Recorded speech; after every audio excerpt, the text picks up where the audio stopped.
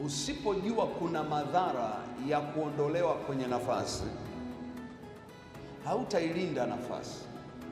Nafasi yoyote Mungu anayokupa, kuitunza hiyo nafasi kuna gharama.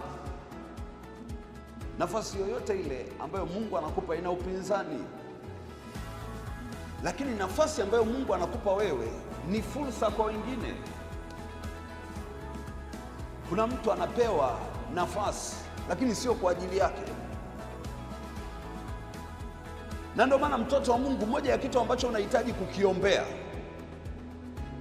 ni kupata nafasi kwenye moyo wa mtu ambaye unajua ana mamlaka mbele yako.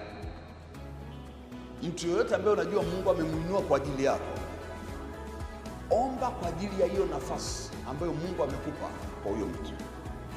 Unaweza ukapata nafasi kwenye moyo wa mtu leo, alafu kesho ghafla kwenye moyo huo huo hiyo nafasi imeondoka.